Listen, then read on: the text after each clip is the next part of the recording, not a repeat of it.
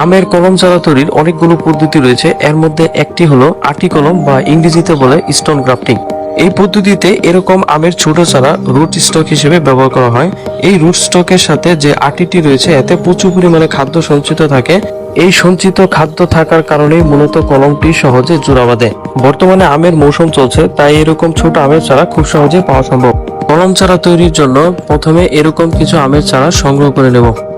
Root স্টকের পাশাপাশি এই পদ্ধতির জন্য আরেকটি জিনিস দরকার হবে, সেটা হলো কাঙ্ক্ষিত জাতের আমের ডাল বা সায়ন। সায়ন বাছাই করার ক্ষেত্রে কিছু নিয়ম মেনে চলতে হবে, অন্যথায় কলম জোড়া বাঁধবে না। সায়নের পাতাগুলো অবশ্যই গাঢ় সবুজ রঙের হতে হবে। যেমন এই ডালটির পাতাগুলো হালকা সবুজ রঙের, অর্থাৎ এটি কলম করার জন্য বাছাই করা যাবে না। এছাড়া সায়নের মাথায় একটি কুঁড়ি থাকতে হবে এবং কুঁড়িটি কিছুদিনের মধ্যে নতুন পাতা জন্ম দিবে, এরকম হলে ভালো হয়। এরপর সায়নের দৃঢ়তা পরীক্ষা করে দেখতে হবে। শক্তপোক্ত ডাল সায়ন হিসেবে বাছাই করতে হবে, নরম ডাল সায়ন হিসেবে বাছাই করা যাবে না।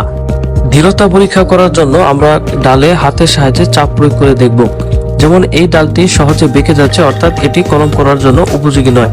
কিন্তু এই ডালটি সহজে বেঁকে যাচ্ছে না, অর্থাৎ এটি কলম করার জন্য উপযোগী। সায়ন বাছাই করা শেষে প্রথমে আমরা সায়নের পাতাগুলো ছাড়িয়ে নেব।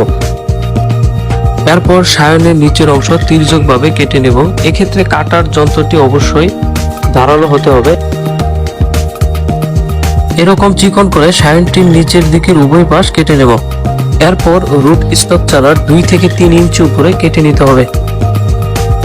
এবার মাঝ বরাবর চির করে কেটে নেব। এভাবে কাটার ফলে একটি ফাটলের সৃষ্টি হবে। এরপর আমরা এই ফাটলে আগে থেকে তির্যকভাবে কেটে নেওয়া সায়নটি বসিয়ে দেব। যদি সায়নের ডালটি রুট স্টকের চেয়ে বেশি মোটা হয়ে থাকে তাহলে আমরা যে কোনো এক পাশ সায়নের সাথে মিল করে বসিয়ে দেব। এখানে আমরা সায়নটি রুট স্টকের এক পাশের চামড়ার সাথে সমান করে সুন্দর করে বসিয়ে দিয়েছি। এবার জোড়া বাঁধা স্থানটি আমরা গ্রাফটিং টেপ অথবা পলিথিন ফিতা দিয়ে পেঁচিয়ে দেব। পলিথিন ফিতাটি কিছুটা টাইট করে পেঁচিয়ে দেব, যাতে করে জোড়া বাঁধা স্থানে কোনো রকম বাতাস না থাকে। যদি বাতাস থাকে তাহলে কলমটি জোড়া বাঁধবে না। ফিতা বাঁধা শেষ। এবার কলম চারাটি একটি সিডলিং ব্যাগ বা টবে রোপণ করে দেব। এবার একটি পলিথিন ব্যাগ দিয়ে চারাটি ঢেকে দেব। এতে সঠিক আর্দ্রতা বজায় থাকবে ও জোড়া বাঁধা স্থানে বৃষ্টির পানি বা অন্যান্য কোনোভাবে পানি প্রবেশ করতে পারবে না।